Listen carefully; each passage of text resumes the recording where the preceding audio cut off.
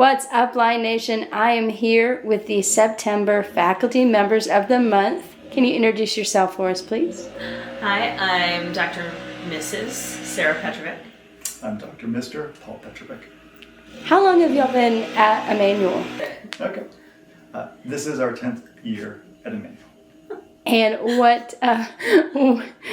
department do you teach in?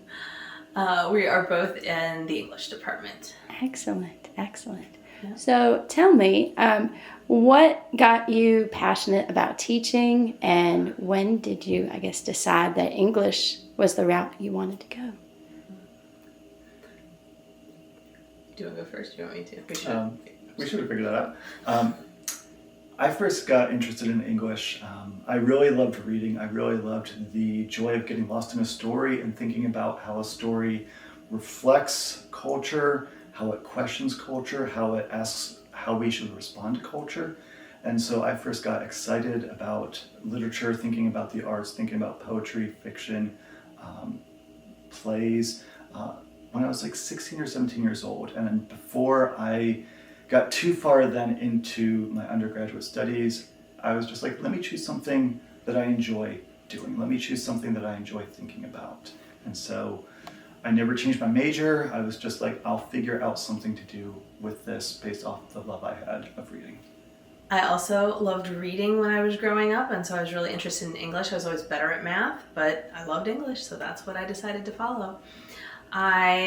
Both my parents were teachers. I didn't think I wanted to be a teacher at first, but God worked on me with that, and so I'm a teacher.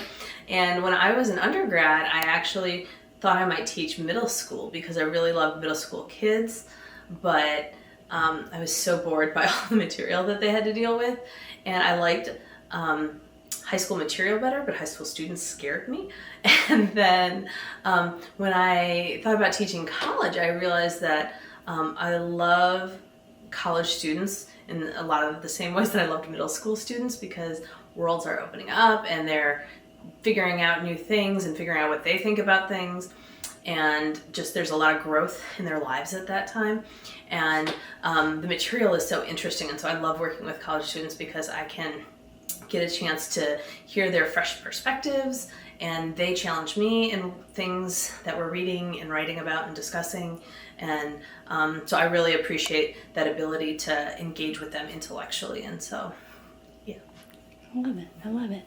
And what has been, a favorite moment, or what has been just a great memory in your teaching career that you can pinpoint and say, this is why I'm doing this? For me, one of the things that was most exciting across our 10 years here is the chance to work with students, especially senior English majors, when they get a chance to really tackle a project that's all of their own. They propose, I want to focus on this. They get to propose, here's my scaffolding, here's the foundations of my argument, here's the text, here's what I want to suggest, here's what I want to try to argue. And for me, I want to look at this as a chance to shepherd them through the stages, but really let their desires, their interests guide them. And so I get to watch them take a project from the kernel of an idea up to here's a 5-page paper, here's a 10-page paper version of it. And then for me, it's really exciting to watch students, one, face the challenge of how do I sustain my argument? How do I sustain my ideas? How do I sustain my interest? And watching them really just grow into impeccable, great thinkers, and to watch them turn together work that is just exceptional. And so for me, watching them struggle, because there's always a period where in your writing you struggle, but to watch them overcome that, to help guide them through that overcoming. But again, it is their writing, it is their thoughts, it is their ideas, and getting a chance to steward that process for me is what I most value about my time here. And something that's really cool about that is that a couple of those senior projects have actually been entered into national competitions and have placed in second and third place for, the whole nation, it's open to everybody in the US. And so it's been really cool to see an external audience for that research has also been really receptive to it. So that's cool. I love it. For me, some of the things that I find really enjoyable with students is I do love classroom stuff, but I also like out of the classroom things. So I lead study abroad programs, and so I've been able to bring students to England and Scotland and Ireland and Italy, and one thing that's been really cool with that is seeing how that has ignited a love of travel for students. And so now 5-10 years after those students who went on those trips with me, I see like their Instagram accounts and they're just going all over the world, and it's just neat to see how that kind of, these were people who didn't even have passports before they went on the trip, and so to see it kind of like awaken this love of seeing different cultures and people in the world has been really cool. Definitely. And all right, what is as both English professors, avid readers, what is a book recommendation you would give Lion Nation right now?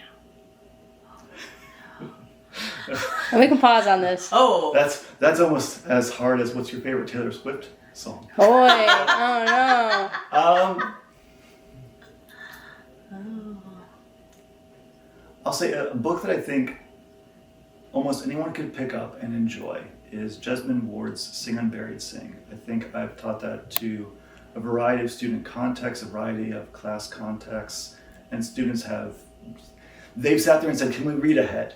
And there's nothing that tells you they're enjoying the process of reading more than just can we read this faster? So we want to discuss more than what you're asking us to discuss. And so I think that book has been really kind of a fun little exploration that way.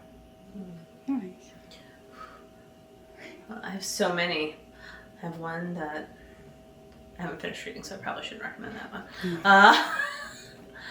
one. One that I would recommend that anybody could read really quickly is a graphic novel called American Born Chinese, and it's like a middle school grade kind of level, but it's such a cool, you think there's these storylines and then they intersect in really interesting ways, and it's a really quick but really fun, really, like it looks deceptively simple, but it's a really complex read, and that's a good one. What is a piece of advice you would give to someone looking to become an English professor, looking to go into teaching in general?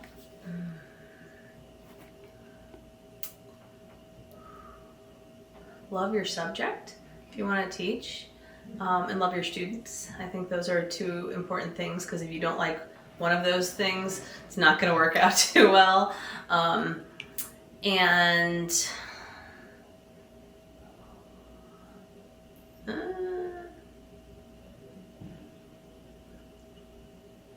it is central to be willing to explore,